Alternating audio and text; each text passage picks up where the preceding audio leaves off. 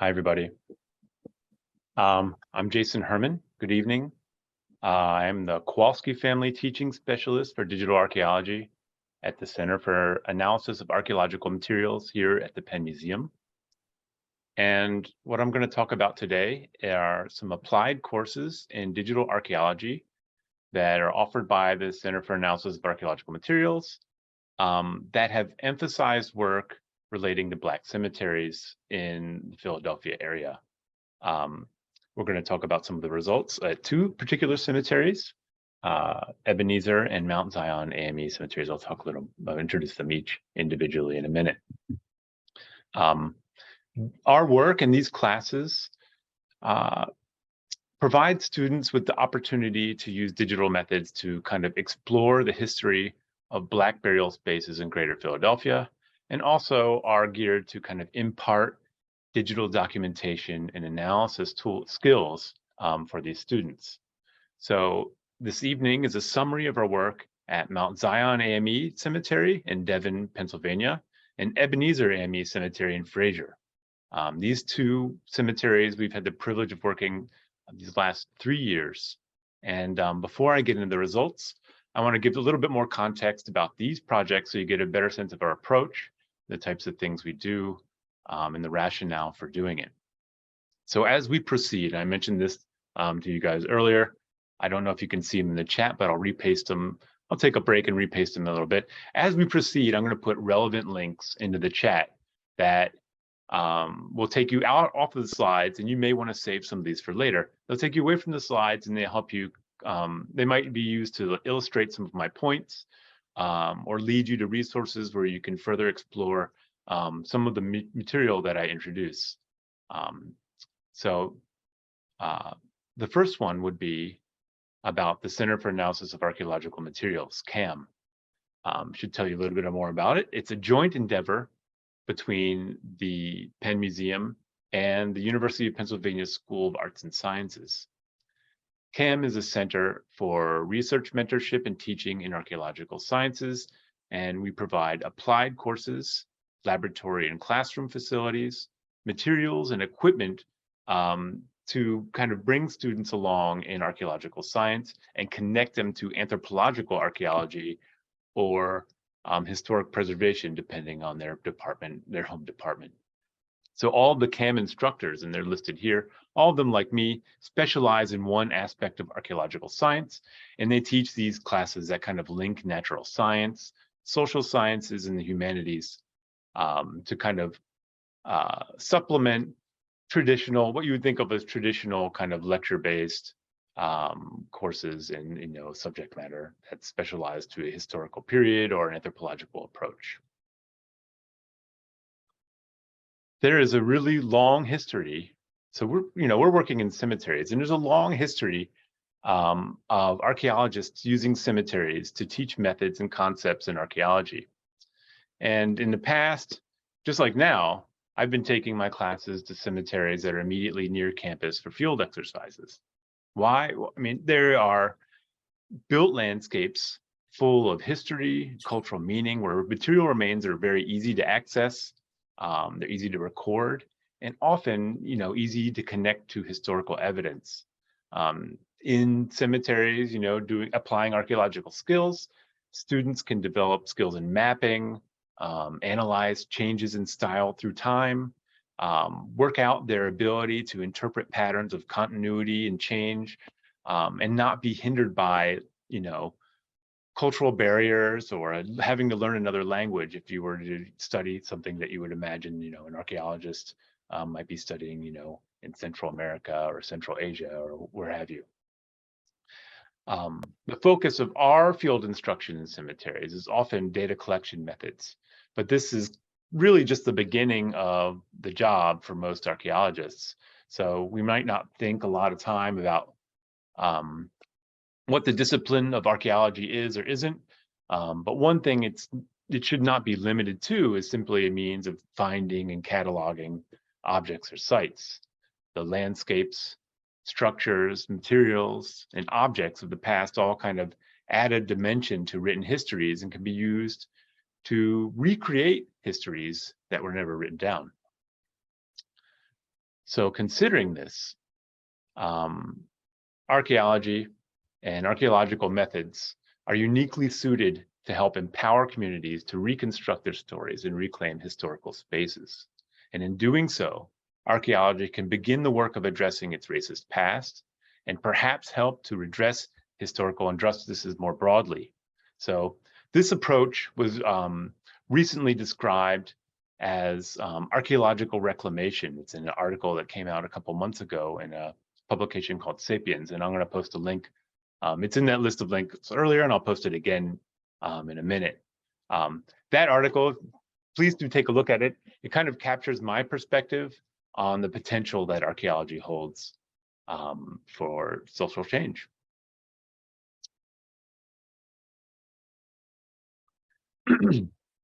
It's for this reason that I wrote the curriculum of Intro to Digital Archaeology and my course Geophysical Prospection in Archaeology to center on the histories of African-American cemeteries in this region.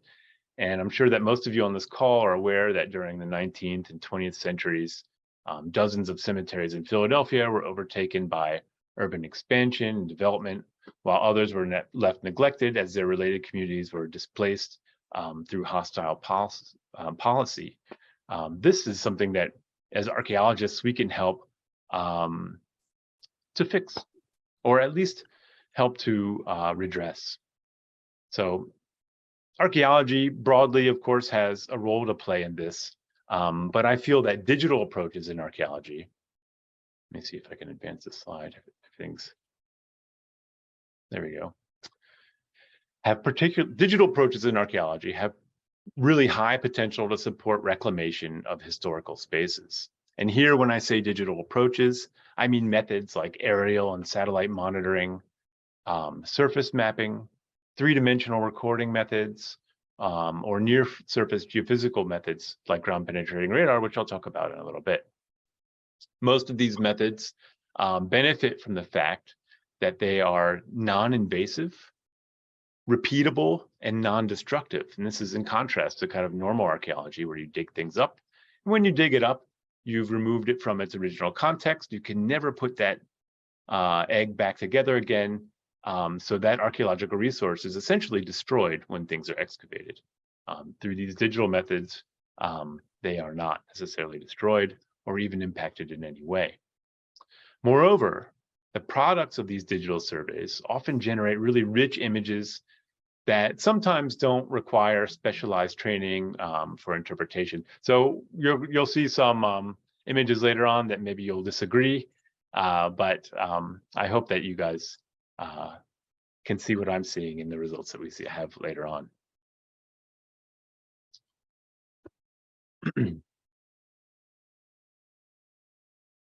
So what have we been up to?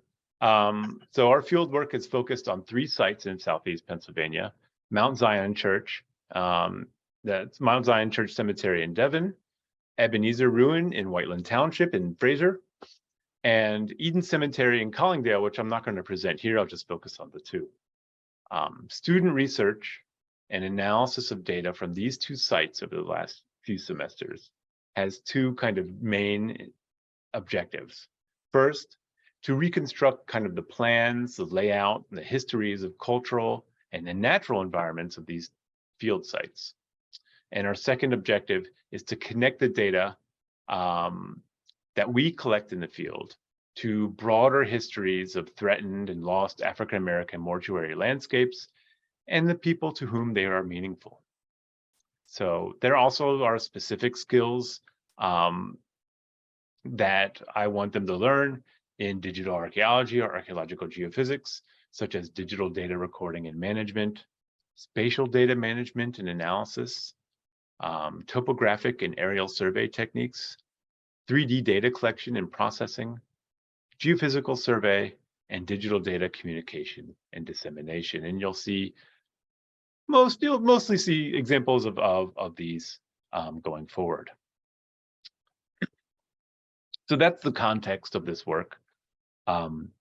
It would not have been possible without the generosity of wonderful people from Pennsylvania Hallowed Grounds, which I know most of you have heard about this lecture through, specifically Steve Berg and Barbara Barksdale, Sheila Jones at Eden Cemetery. They've all provided support in various ways to help this project. But I owe a very special thank you to the incomparable Bertha Jackman. I've worked most closely with her throughout, and she's not only an enthusiastic host, but a supporter and a mentor for me and most of my students. One of the things about this orientation for these classes, and one thing that they're getting out of this that I think they get nowhere else, is the students, as they go through their archaeological studies, have very few opportunities to see how archaeological work, analysis touches people directly. And you can't put really any value on Ms. Jackman's willingness to not just support us, but participate as we go forward. So thank you, Ms. Jackman, from the bottom of my heart. So with that, we're going to go ahead and summarize some of our results from Mount Zion and Eden Cemeteries. But before I do that, another chance for me to spam you guys with links. So these, for those of you who have joined late, these are, oh, that's not it. Let's see if I can get it. Pardon me for a minute. Here we go.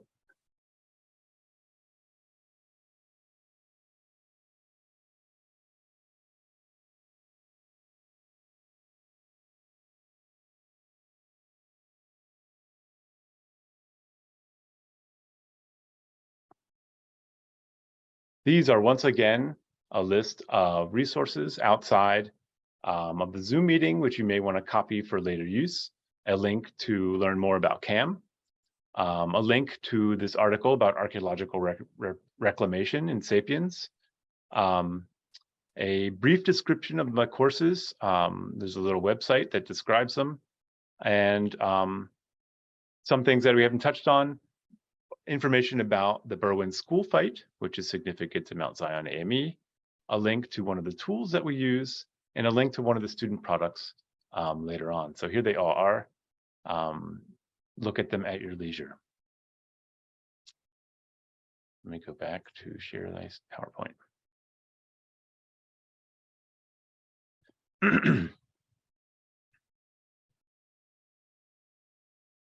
All right. So here's, now that I praised her, this is probably where I'll get in trouble with Ms. Jackman, but I'm going to do my best to very briefly summarize the history of Mount Zion AME Church and its associated cemetery, which has been where most of our coursework has taken place. This is a half-acre grounds, and it features the old church right there in the background, the cemetery here in the middle and foreground, and a new church building, which is not shown in the image. It's behind the drone here. The original church is from about 1880 and was renovated in 1906, and once again in 1922. The cemetery may predate the church building, as most of the dark markers date to the 19th century. And the church is officially listed on the National Register of Historic Places for its congregation's role in the Berwyn school fight, an anti-segregation boycott that lasted from 1932 to 1934. It's the oldest African-American church on the main line and the longest lasting AME church to date in that area.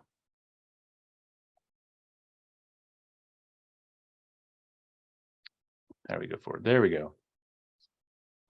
While Mount Zion AME seems relatively undisturbed, it's not been completely free from damaging incursions and the effect of time. It's very close to Berwyn Baptist Road, and the expansion of this road could have been installed, we suspect, over parts of or over full burials. For example, we see here in the image below a marker face that faces west directly into a bush, into the hedgerow, right up against the side of the road, making it very difficult to read and making it suspicious in terms of its placement toward the road. Additionally, many of the gravestones have sunk partially or mostly into the ground, making some of the inscriptions difficult to read. some longtime church members suggest that the cemetery was much more full in respect to markers before, whereas now you can see in this aerial image that they're relatively sparse. So we wonder how many had sunk into the ground or been lost in other ways. So there is a need for recording this landscape through digital means. So we have some questions. How have markers been lost or displaced? And how has development impact the state of this cemetery? One way to do the work of cemetery preservation is through digital recording tools that provide a framework by which preservationists can centralize and standardize the collection of field data. So we used in our Intro to Digital Archaeology course a tool called Kobo Toolbox, and you see some interfaces from it here. It's an open source, very easy to use application that can be run on any device with an internet connection. And it was originally developed as a tool for humanitarian organizations, not for conservation or archaeology or preservation. I have a link to Kobo Toolbox that you can find in that list of links that I sent you before if you'd like to try it out or use it yourself. The advantages are many. It's free and open access. It has a user-friendly interface. One can create a recording with flexible entries that you customize everything and even edit the form itself while you're using it in the field. It can connect directly to the GPS and camera in your phone and put the GPS coordinates or the photographs directly into the database that you record and store it online for free. It will also connect to external devices if you have them connected to your tablet or phone. For example, a survey grade GPS or other surveying tools or an external camera. Finally, it performs very simple statistical analyses automatically based on the results. So one student, Janessa Reeves, who has just graduated from Penn with a master's in art and archaeology of the Mediterranean world, built off of our class exercise to kind of engage and develop a cemetery recording form, and made one special for Mount Zion that we hope people may take and adapt to other cemeteries and expand on it, and then used it to record the monuments left at Mount Zion Cemetery. So she made a, you can see Janessa here, what the interface looks like on the left in those three kind of panels, which are probably very small on your device. And then on the right, some students using it in the field out there collecting the state of monuments, the inscriptions, adding photographs and GPS points for each one of them out there.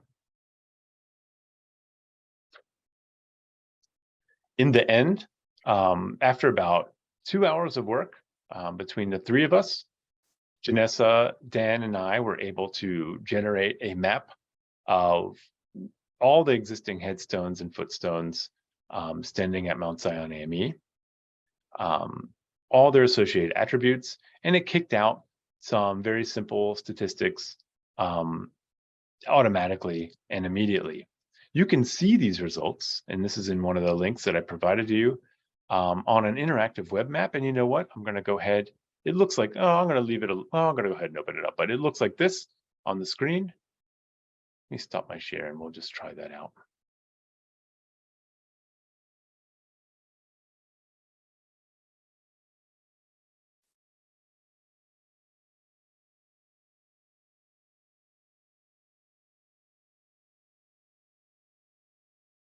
This is free and available to everyone.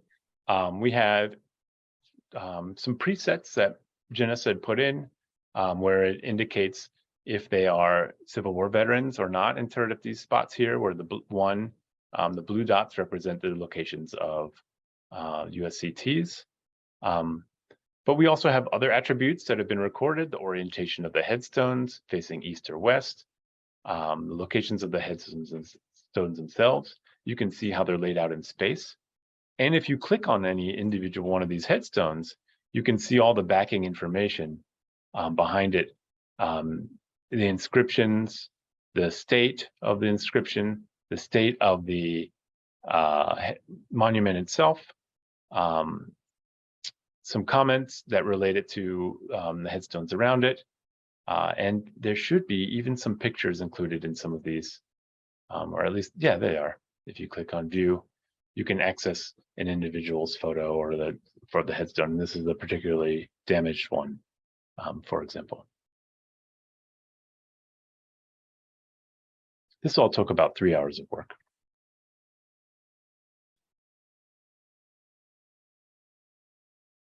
Let's go back to the PowerPoint.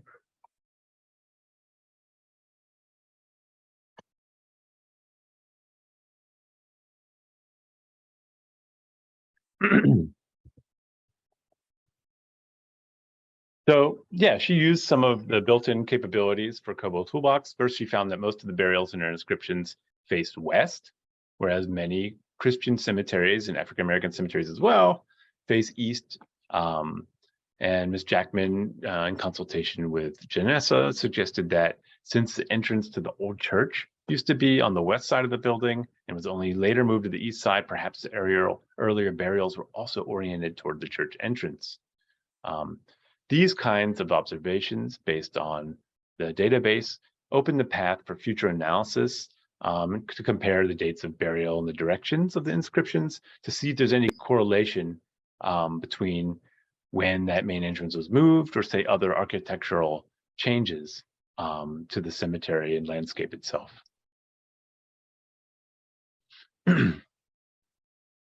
So also over the course of a few semesters, we carried out multiple landscape scale geophysical surveys at Mount Zion, including topographic survey, which means aerial survey from drones, and then the development of a 3D digital surface through a process called photogrammetry. We carried out magnetic radiometry, which I'll discuss, I'll define a little better in a moment, but basically it's mapping magnetism in the soils. Electrical resistance survey, which is mapping how an electrical current flows in the near the surface, and ground penetrating radar, which I'm sure most of you have heard of, which is how radio waves travel through sediments in the ground. You can see some pictures of our team, various times of year out there working at Mount Zion. On the left, conducting a ground penetrating radar survey, several students. In the background, you can see a student holding a pole with a survey grade GPS antenna, recording the position, start and stop position of every ground penetrating radar transect. On the right, you can see Ms. Jackman carrying out a electrical resistance survey with my partner, Virginia Herrmann. So when I talk about topographic survey, what I really mean is aerial survey. And you saw some, the intro splash for Mount Zion had some drone imagery where the drone passed down. We actually use this drone as a surveying tool, using collections of photographs to create a virtual three-dimensional model of the ground at sub-centimeter resolution, and then use that three-dimensional depiction of the ground to correct photos for distortion and create a map quality depiction of the landscape. And that's what you're looking at here. It's called an aerial orthomosaic. And in it, all of the space from the tops of the monuments to the ground surface are measurable on a horizontal plane. They are all corrected for distortion from being closer or farther away from the camera or from our angle of perspective. This is a great mapping tool, and you can see that how the positions of the monuments themselves are actually very easy to pick out. But not just that, some walking path on the surface, the state of the vegetation, and other associated details. The fine three-dimensional model comes out as a digital elevation model. Again, this is sub-centimeter in both elevation, but also horizontally. So it's extremely detailed, often giving us way too much detail because we're not interested in where the blades of grass are laid.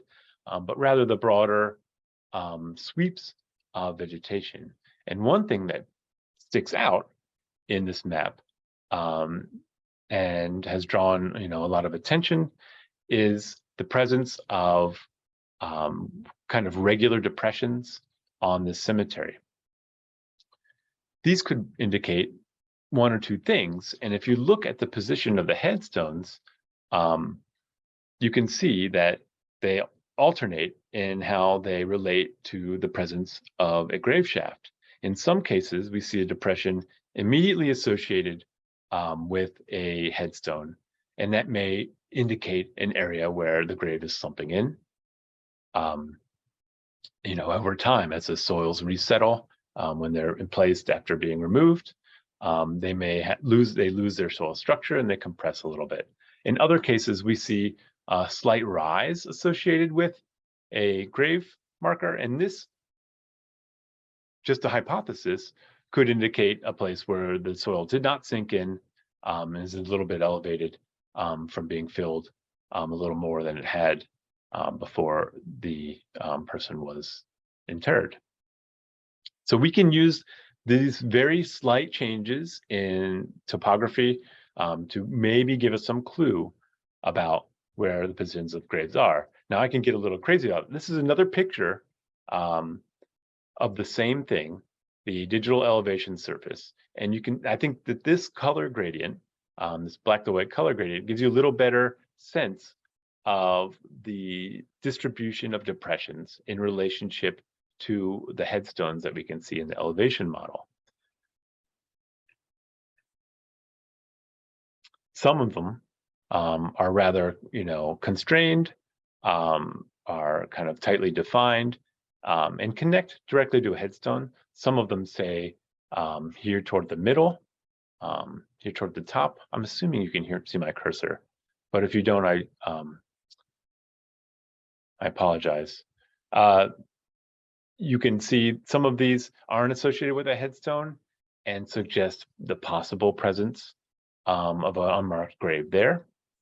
And again, I apologize, but one can get a little wild with it and mark out locations of possible interments across the cemetery just based on the distribution of these depressions.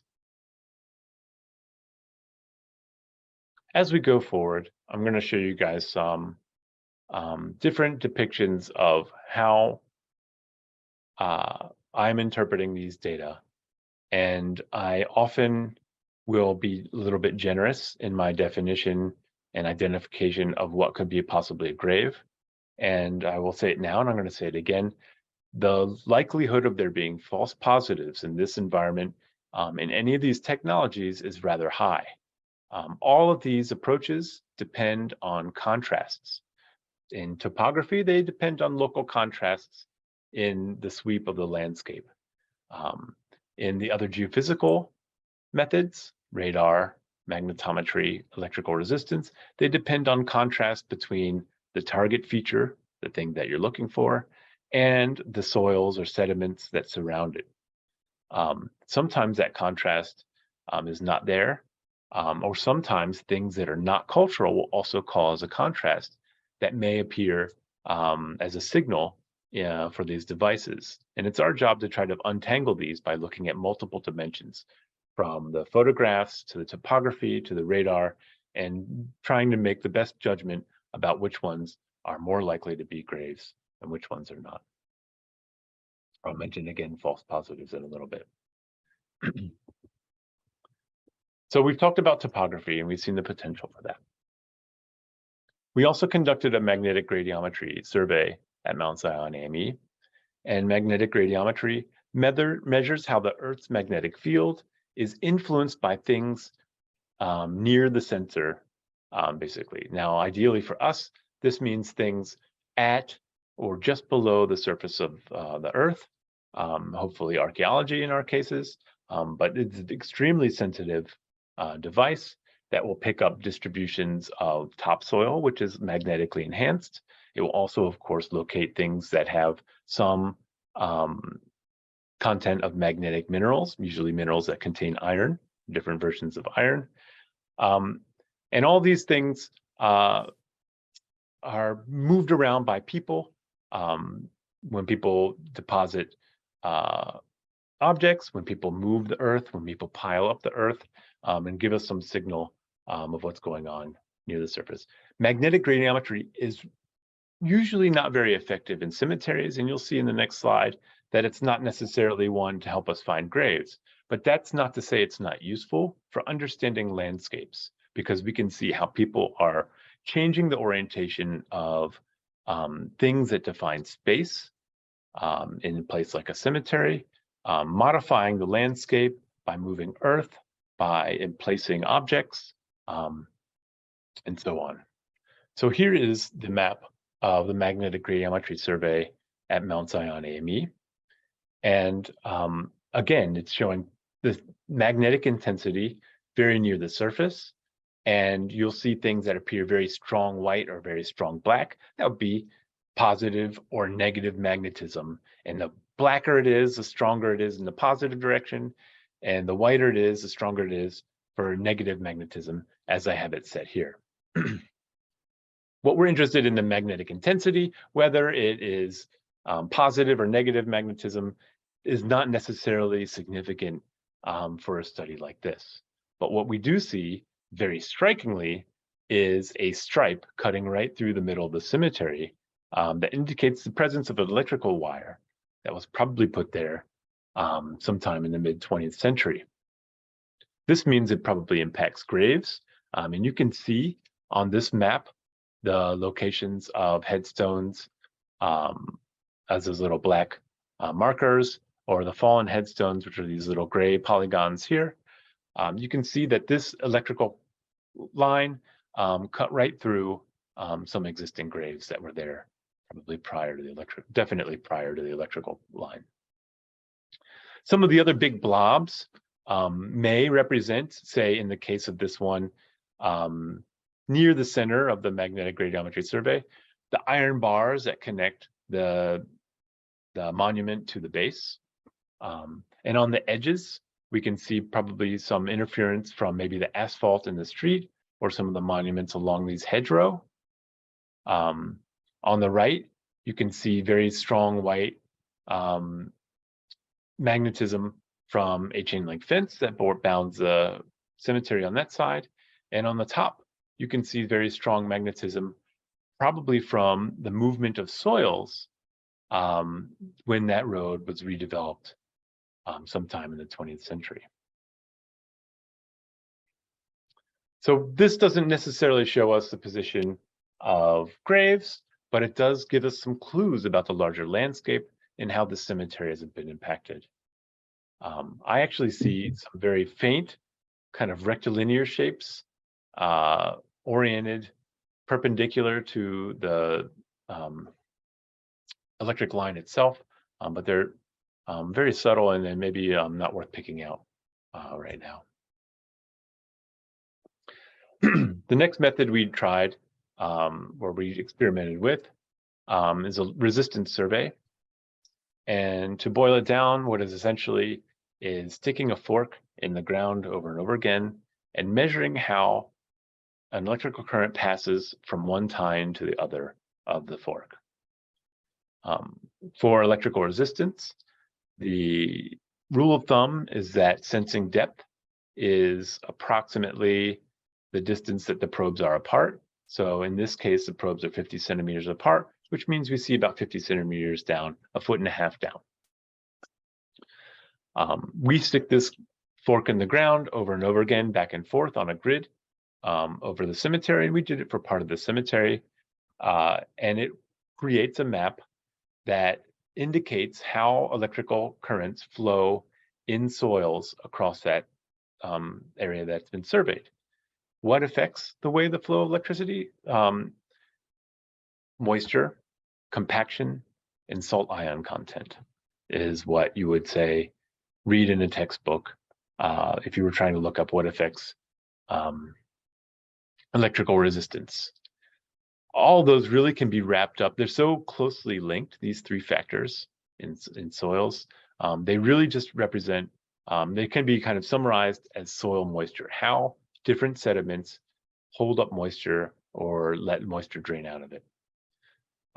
If you dig a grave shaft, you change the soil structure of that area. So we have soil that's developed naturally, and you dig it up and you upset that structure, and maybe you mix soil from several layers and then you put it back in when a person is buried, and that will moisture will move through that column of soil differently than an undisturbed column of soil. Also, presence of bedrock, depth to bedrock, distributions of changes in soil over the landscape will all affect electrical resistance. At Mount Zion AME, we have kind of a noisy map of electrical resistance over the cemetery. And in this case, we have high resistance appearing as white. This is a place where the electrical current was not happy about flowing. And then low resistance appearing as black, which created some rather closely kind of defined shapes across the landscape that may indicate the presence of graves. You can see, for example, this one here, this dark spot resides between a head and a footstone, making it, a pretty good candidate for being a grave since it is marked. And we can see out here on the right, there's a low resistance feature that is not associated with a headstone. So this is another way that we can capture the distribution of burials and possibly identify some that are unmarked.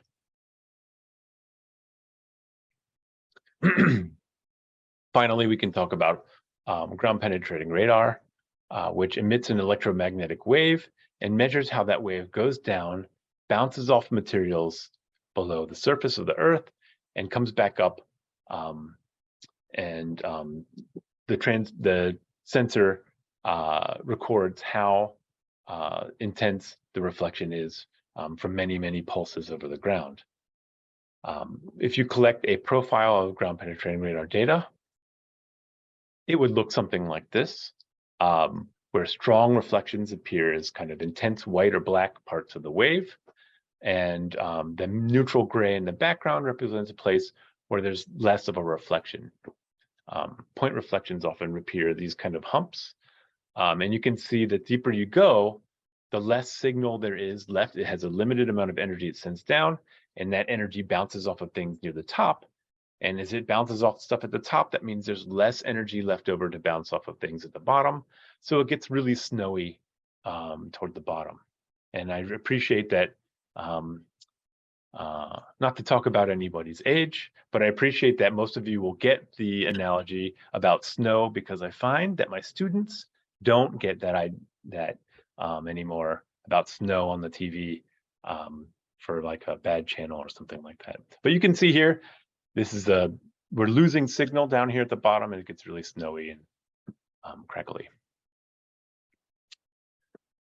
For ground penetrating radar, you take a bunch of parallel profiles and you line them up side by side and create a pseudo three-dimensional cube under the ground.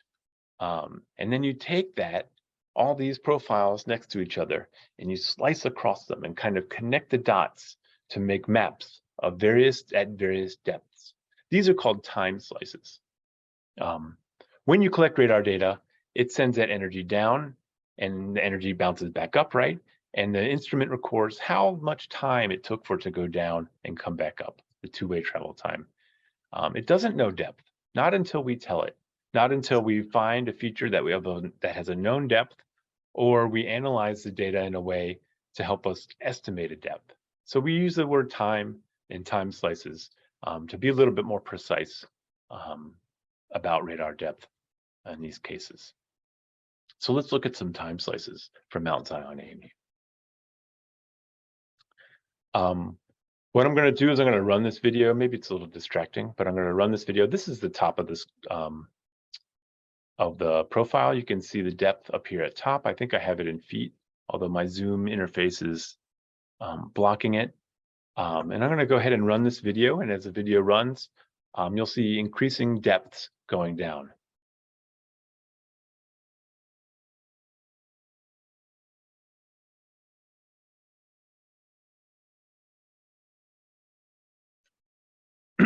So I'll let it go and talk about what we're seeing, and we'll pause it. And I have some frames too. We can stop it in a little bit. So at the surface, it's kind of interesting. We have these bounding lines, one at the top of the survey area and one at the bottom. Those seem to be the borders.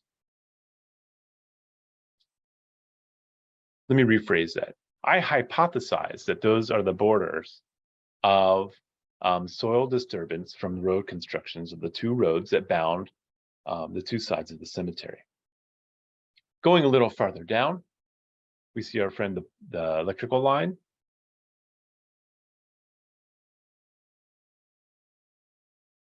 Actually, I'm going to go ahead and pause it. Stop it. Start up here. So here's those bounding features. We also see some interesting kind of rectangular appendages or features around it, which may interact with some of the headstones. Going farther down, we see the utility line, and we also see a difference in two sides of this landscape. We can see on the left a rather open and clear area with not a lot of reflections. And on the right, we can see a kind of straight rectilinear line that runs parallel to this bound of the cemetery and the fence, with some perpendicular shapes going off of it. These could represent the locations of landscape elements that kind of organize space in respect to the cemetery for passage, or maybe defining individual plots for families. We can see this kind of rectangle here on the top. We can see one down here, and we can see a 4-post kind of rectangle defined farther south, farther toward Berwyn Road. Moving a little deeper, you can see some strong reflections start to show up that are the size and shape of particular graves.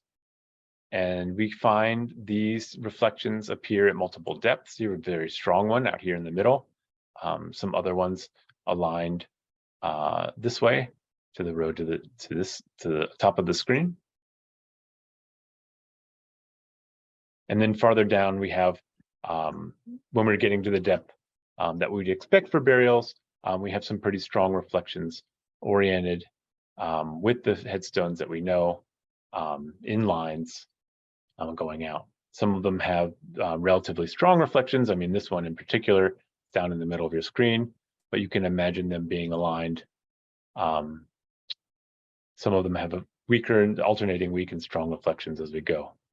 But it's the organization of these features, the size and the organization of these features that make them potential locations for burials. Dropping a little farther down, we can see some individual reflections, again showing locations of possible burials here at Mount Zion. Down at the bottom, you might have noticed we have some interference. There are a couple lines in here that had really strong interference, and this could be an external radio signal that is interfering with the ground penetrating radar data. Ground penetrating radar is radio waves, and most of them are, most of the ones people use for archaeology operate outside of the normal radio waves that people use in, well, for broadcasting radio, but they overlap slightly with cell phone frequencies. And if people are using cell phones or walkie-talkies in the vicinity, it will show up in your data, and it's not something that you necessarily want to have. So you can see here down at these deepest levels, we had basically some interference that I couldn't clean up. So I'll run the video one more time, and we'll move to the next slide. Here's those time slices. These are the things. Why did I pause that video? Here's the same time slices I wanted to point out to you. Earlier, we have boundaries of possibly road construction, or maybe the early boundaries of the cemetery itself. We have an electrical line running through and a division between an area with lots of high reflections in a rectilinear pattern separate from an area of rather few reflections. This is a shallow, this is just 1.5 feet down, estimated. So we have maybe a buried cultural landscape in that section. You can see that buried cultural landscape even when you get down to 4 feet. And you can see here in the bottom left, we also have the presence of what appear to be some burial locations, these very strong reflections. Even more burial locations show up when we get down past 5 and 6 feet. You can see here appearing as dark spots. You'll note that not all burials reflect with the same intensity, and some of them we may not catch at all. Again, these technologies depend on contrast, and in some cases, we may not get it. We can throw these data sets, 2 of them at least, together to try to assess the landscape, try to enhance our interpretive power. On the left, an experiment I've tried to do, and maybe it's failed, bringing out strong reflections from multiple time slices and making them transparent and overlaying them. Also color coded them. So we have this pipe in the gray. We have these green blobs that represent the positions of what I think are earth moving activities of some sort or another. And then we have these brown ones that represent reflections at expected grave depth. And when some of them are very faint, which means they only appear at 1 or 2 time slices, but some of them are rather dark, and that means they appear in several time slices. And when you overlay those transparent layers, they become more and more opaque and show up. One way to assess it. I put some of the reflections that didn't show up in the topography in red on the same map, and you can see the interaction between those 2 data sets. Again, the potential for false positives are high. These depressions may not have all been created through the excavation of a grave. We know, for instance, that there are some plants out there that have been pulled out. Maybe that's just where the root ball was removed.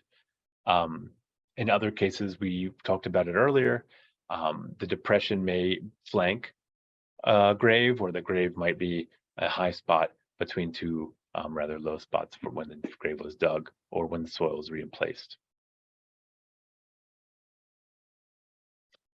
But that's where we are with Mount Zion AME, and really a summary of all the methods and all the activities we've done there over the last couple years.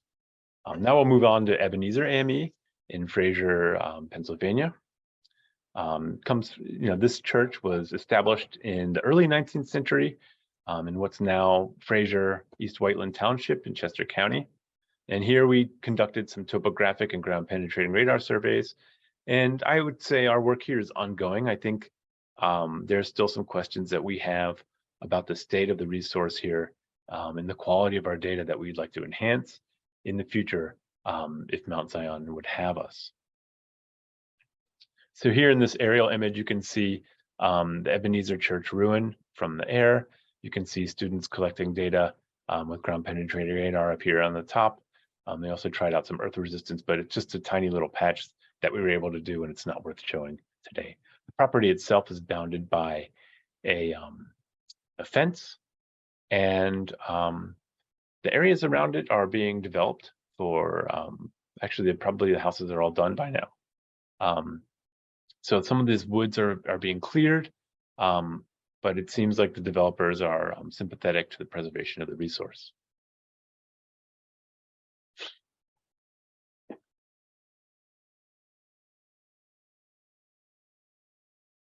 There we go. So the construction, this church building still stands in a ruined state. It dates to 1832.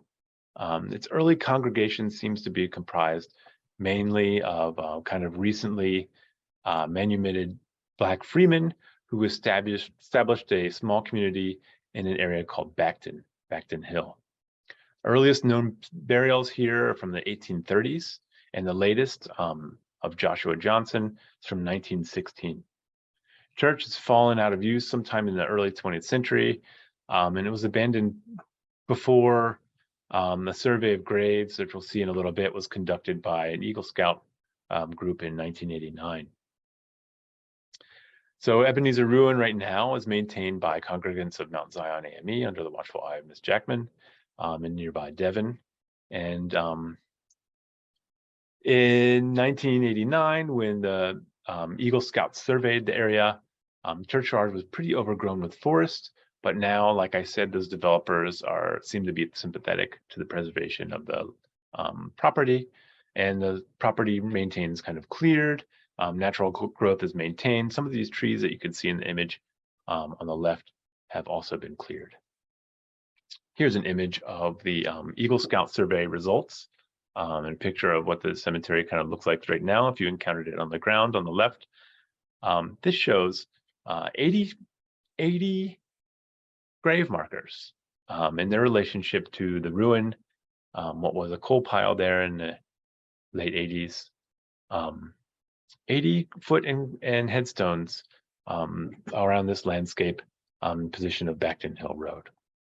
We started working here a couple years ago, and I went ahead and put this Eagle Scout map onto an aerial image again we collected with the drone, which actually, using the locations of the headstones on the ground and this hand-drawn map by the Eagle Scouts, we got a really poor fit. And actually there's, I mean, I don't blame them, but there are the locations of some of these headstones in respect to where they are in the aerial imagery. I couldn't figure out which one connected to which one in some cases. There had to be some kind of creative stretching of the image to make it work out.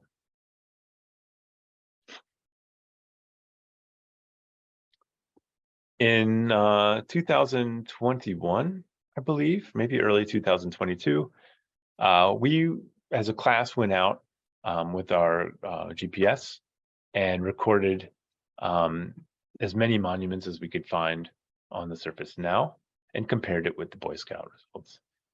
And you can see the locations of the monuments we were able to locate in the white, these like big old garish white squares.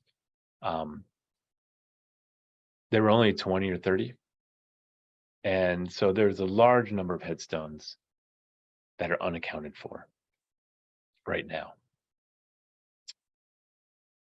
Why would that be? Well, the survey data from the drone is one clue to what's happening there. Of course, you only need to go out there to find out. This cemetery sits at the bottom of a hill, and there is a spring and a seep that comes out. It's probably held up a little bit by the road, but it comes out of the side of the hill across the street and runs under and over the road and passes over the landscape of Ebenezer AME Cemetery. When that seep is moving, it's also carrying with it soil. And we believe that many of the headstones are buried under a shallow lens of mud or soil. Some of them have probably been eroded down. Maybe their bases have been undermined and then later covered over. We also, of course, can make nifty 3D models that's been around, and you can check that on your own in Sketchfab if you'd like to see. But here we can see this 3D rendering of the landscape. Shows us basically an active stream, also some tire tracks, but an active stream seep passing over the landscape and moving across from the northwest to the eastern side of the property. You can also, if you look closely, see the possible locations of some depressions that may indicate some of the burials, but I would be suspicious if we are seeing some mud kind of covering over the landscape over time. We also conducted a ground penetrating radar survey there. And these results are not quite as strong as Mount Zion, because this environment is really not very favorable for GPR being so wet. I mean, when you go out there, it's always moist. And when we happen to go out during the winter and fall, just when we planted, Sometimes it's been downright muddy. When there is waterlogged soils, we have poor contrast in the target features and the surrounding matrix. And so the radar results may not be as sharp as we'd like them to be. So let me run this video and then we'll talk about some of the frames later on. Again, what's happening now is we're seeing a series of depth maps going increasingly deep. And you can see one thing I should mention is that these data were collected in 2 different times. And when the soil has been affected differently at those different stages, the signal also responds to the sediments differently. So we have a hard time balancing these 2 survey episodes, the one on the left where we have very strong contrast and the one on the right where it's much weaker in these 2 instances. Let's talk about some of these individual frames. If I can advance. There we go. We don't see too many evidences of shafts that we can pick out confidently in the ground penetrating radar, unfortunately. But we do see some picture of the landscape surrounding the church and possibly some features that may have been associated with the church out there. Just a foot down, let me orient myself. If north is to the right, so to the south of the church is located in this gap in the top center of each one of these frames. And in this first one, you can see a strong kind of rectangular collection of reflections that could indicate a buried surface. I poked around out there and sticking a stake in the ground and found that there may in fact be some kind of buried pavement of some sort with field stones or flagstones that may have been a surface or a walking path or some sort that runs parallel to the side of the church. Going farther down, we don't see too much in the way of cultural features. Again, maybe a line that parallels the side of the church in the upper part of the time slice.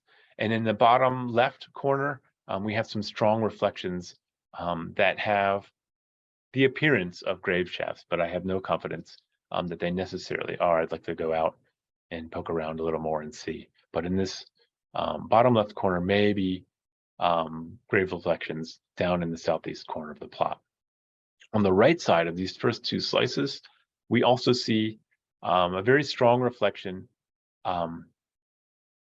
that kind of angles in from the side of the survey area. I suspect that this is the old property line. It runs parallel to the side of the church, and maybe over time, these parcels have shifted one way or another. So we can see perhaps some buried sediments that were not disturbed by agriculture or field clearing, may have been protected by a fence, or perhaps it's a road of some sort, but some difference in soil that would cause reflections to appear in these top 2 slices at 1 up to 3 feet deep. Finally, on the right, we have some stronger reflections in, again, the southeast corner of the plot. None of them I feel very confident about, but they are worth looking at. What we don't have, though, beyond this kind of paved surface, is an indication of really graves to the south side of the Ebenezer ruin itself, which is important for the planned construction and rehabilitation projects on the site. Here's the same images again, but placed on to the aerial image and rotated so that north is relatively up. I feel like these are a little more visually confusing, so I put them again, but you can see them. Prepared surface to the south of the churchyard, the possible old road or property boundary that's creating a reflection that runs parallel and is oriented with the face of the church itself. Same thing in this middle slice at 2.5 feet. And then these possible grave reflections in the southeast corner of the plot. And then in the last one, we can see Some strong reflections again in the southeast, but nothing to get really excited about. So that was really the sum of our activities at Ebenezer AME, and my hope is to kind of head back out there, maybe when it's really dry. If we get a drought, I'm not going to wish a drought on people necessarily, but it might be good for a ground penetrating radar survey at Ebenezer AME. Finally, I just want to impress upon you not just the utility of these methods for hopefully reconstructing past landscapes, for Black mortuary landscapes in Greater Philadelphia, but it would invite proposals for public partnerships in mapping, for people to get to know how to use some of these tools, how to interpret them, or how to plan a survey with them going forward. So just about time for me to wrap up, and I need to acknowledge Barbara Barksdale and Steve Berg at Pennsylvania Hallowed Grounds, Reverend April Martin, and of course Bertha Jackman at Mount Zion, who also manage Ebenezer AME Cemetery, the ruin. Sheila Jones at Eden Cemetery has also been really helpful over the years. These courses are also supported by the Netter Center for Community Partnerships here at the University of Pennsylvania, who've provided support for students and support for our transportation and some equipment. I've used data from Doug Mooney in the Archaeological Forum, the Philadelphia Archaeological Forum, and had some really fantastic student work, some of which we haven't seen publicly yet, but I'm pushing them to polish it up because it's worth sharing with you. And finally, the Penn Museum, CAAM, and the Fisher Fine Arts Library here at the University of Pennsylvania, who also provided some support and equipment. So with that, I guess I can take some questions. I don't know what the mute situation is for everyone. Once again, while I have you, I want to post my external links. On some of these, you can revisit some of the concepts I introduced, some of the tools I introduced, the concept behind my course and the idea of archaeological reclamation. And you can also see Janessa Reeves' online map of Mount Zion AME.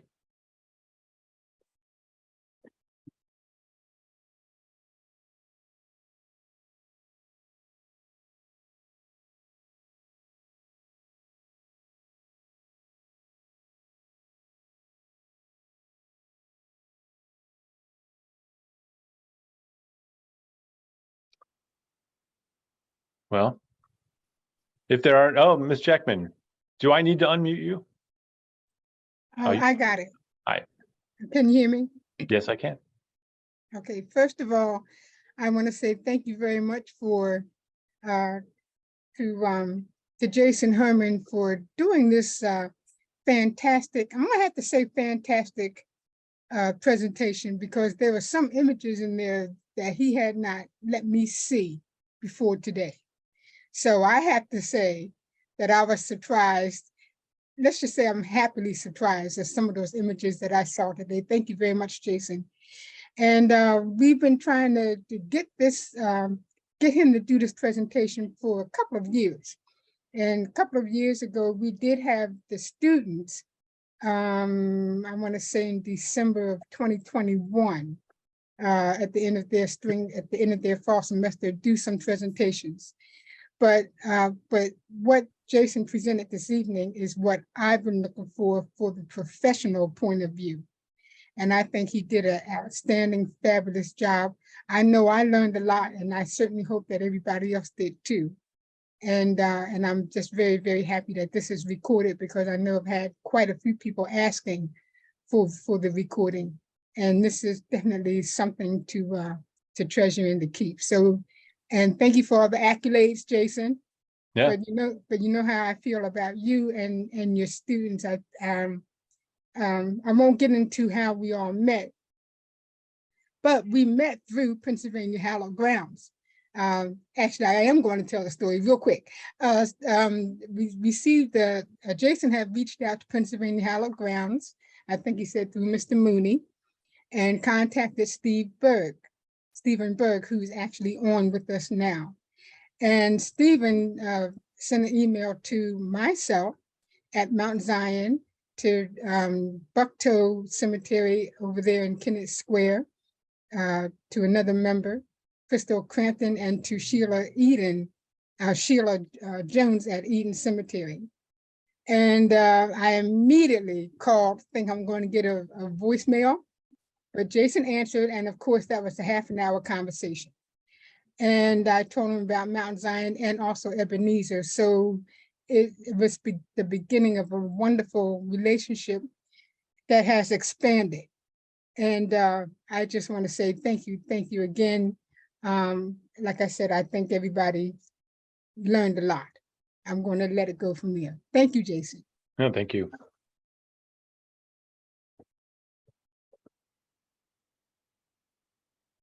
Stephen, would you like to say something? Stephen Berg. Yeah, thanks, Bertha. Jason, I apologize that I was a little late getting on tonight, but thank you so much for the presentation and for your work. And I always learn so much when I hear you and your students talk. And I was really fascinated, particularly when you were talking about Ebenezer and the sort of limits of what ground penetrating radar can do based on the geology and the land. And that's something that you seem to keep discovering and sort of making our work even more interesting and complicated. Noticing what's going on beneath the surface and the landforms. I was just curious from these two presentations, do you feel like there's still more research that you need to be doing to better understand these two sites, or because the Southeast is such a rich area in terms of African-American cemeteries, do you think it's like, do you want to keep concentrating on these two, or are there things that you would learn from branching out to other cemeteries, perhaps in the Southeast or Philly area? You mean the Southeast Pennsylvania? Yes, I'm sorry. Yes, Southeast Pennsylvania. I have a feeling I'll be back to Mount Zion for some reason, just as an excuse to see Ms. Jackman or something. I don't know, but I wouldn't, like I said, I wouldn't mind resurveying Ebenezer, when the time was right. If we do get dry conditions, maybe we can wring something out of it that we haven't with radar so far. But as far as like geophysical stuff, I think we'd have diminishing returns to continue working, resurveying these sites. And yeah, I'm interested in branching out in other places in the Southeast. We also, in our classes, I don't make it, the focal point of the classes, but we work a lot at Woodland Cemetery here, just steps away from the museum. And so that makes it really convenient. And the Woodlands is actually a really interesting cemetery, apart from just being beautiful and having the really apparent history, but it is also the home of residential school mass graves that have been reinterred there. It is the home of a landscape that was not a cemetery that's buried by there. So I branch out in those kinds of ways. Going forward, so one thing I didn't mention explicitly is, these classes are centered around the idea, by virtue of the way I've applied to the university and how it gets funded, centered on the idea of reconstructing Black mortuary landscapes in the area. So yeah, I think it would, Steve, help a lot to branch out a little bit. But I'm restricted, restricted by distance how far I can take a student in a weekend and how many weekends I want to give to this. One thing that I'm going to just keep talking, but I have one more thing to say. These classes are considered academically based community service classes. And I go to this meeting with all the academically based community service classes in the university. And everyone else is working with schools, hospitals, things that have people whose full-time job it is to do whatever it is they're doing, right? Help the community. And this is different in that very few of us on this call who are interested in historic preservation can do this full time. It takes really dedicated people like Miss Jackman, like Sheila Jones, who give up their evenings and weekends to make this happen. And it's also, you know, asking a lot of the students to make them go out and do it. And the fact that we are able to bring these people together to do it, I think says a whole lot, you know, in our free time. I just wanted to say thank you so much for doing it, Jason, because the work you've been doing is amazing. Thanks. Yeah, you can unmute yourself, or I don't think I can unmute you, but I see a hand. There you go. Well, How's that? there you go. Okay. Hi. Hi. My name's Lynn Ellis, and I'm with the Radnor Historical Society. And Bertha and I did a little detective work on an abandoned cemetery and found was that the original pastor of Great Valley Church you were looking for, Bertha? Remind me, which cemetery is this? The one across from the Italian American Club. Oh, yes. Remember? Yes, It was abandoned. yes. And we were able to find him, and we were able to find a lot of other people in these little tiny cemeteries we have through the township. We have a WPA research that was done in 1936 and 37, who they took a professional and a group of volunteers to go to the existing cemeteries at the time. This is one of the FDR's WPA projects. Mm-hmm. And record a map and whatever they could read on the stones at the time, which a lot of times they use like local stone, and it just wasn't like marble that's going to last forever. And so they, even back then, like maybe they could just find GAR for the Grand Army of the Republic, and that's all they could find. But we were able to get a lot of names on these graves because of the WPA records, which they did for all Delaware County. What we have, because that's where our books are from, Delaware County, where we are. Mm-hmm. I don't know, I would think they did that around in Chester and other counties too, if you could find those records. That may help you quickly get names for the stones. And just to add to that, the WPA information was one of the first places I looked. And sure enough, they did record a lot of cemeteries in the area, but unfortunately not Mount Zion. Oh, we'll keep looking. Yes, I am. We don't give up. Yep. And thank you, Jason. It was really wonderful. Yeah, thank you. You're welcome.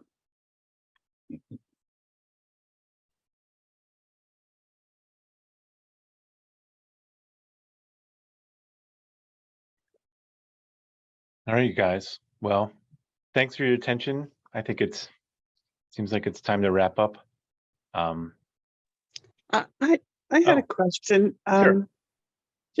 I was amazed at the slide you showed that the accumulation of a presentation that you said took 3 hours to develop. Oh, yeah. And I have to admit my jaw dropped. So I completed the sentence for myself, which is 3 hours of inputting data that I had already spent a lot more hours collecting. In other words, the close-ups of each of the headstones Mm-hmm. you already had, right? And in other words, you're compiling other sources, or In that No, one so what we sweep of did, it's data, a, you got all that data? let me show you that again. Yeah. What we had was, it's just the student, I mean, I had all the students do it, but Janessa really worked hard for it and specialized it for Mount Zion. She created, okay, it probably took her more than 3 hours to develop the form that would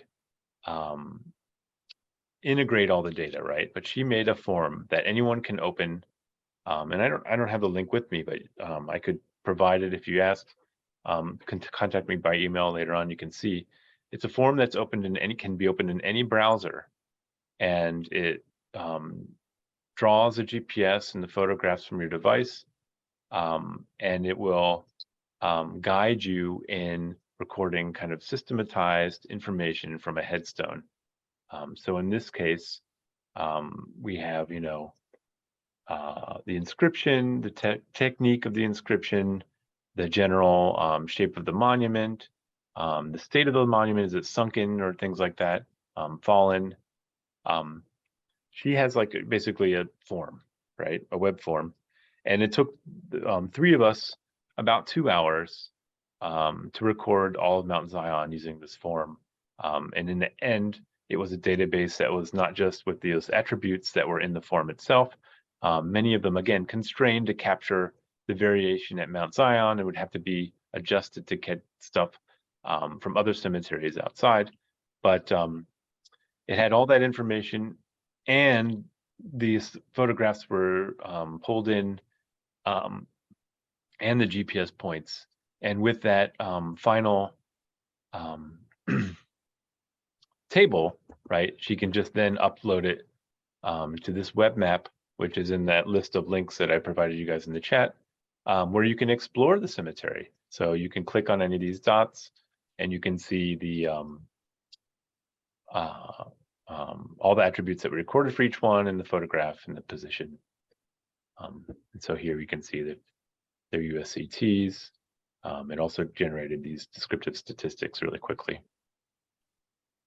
Yeah, I'd be very interested. It sounds like it's using Google Forms, but also maybe GIS data from the photographs, as well as what you put in each form for each photo. Yeah, or so each area. it's not Google Forms. It's a tool called Kobo Toolbox. Okay, I'll look into that And more. it doesn't require, I mean, you sign up to use it, but it doesn't require users to log in. It doesn't take people's data. This is partly why I wanted to use it in class. It doesn't track you. It's made for humanitarian missions. So yeah, do check it out. Yeah, thank you very much. I'll email you for more. Yeah, if you email me, we're happy to send you some templates to get started too. All right, great, thanks. And I just want to add about the validity of that particular program. Years ago, I don't know, 13, 14 years ago, I went through this Mount Zion Cemetery to try to read the headstones myself. And there was this one particular headstone, there was portions of it that I could not read. And with this particular Kobo program, it filled in the spaces that I could not see before. Well, that might have So- been us. I mean, it doesn't do the reading or anything like that. We were probably out there with flashlights. Oh, Shining on it with raking light, Miss Jackman. Yeah. you really? Okay. All right. Well, Probably. I took it that particular software was able to, to read that headstone. Okay. It's really just a database, but a database that can use, you know, that can also pull in photographs and external data. But we have to put this stuff in still. Okay. All right. Well, thank you. Good job.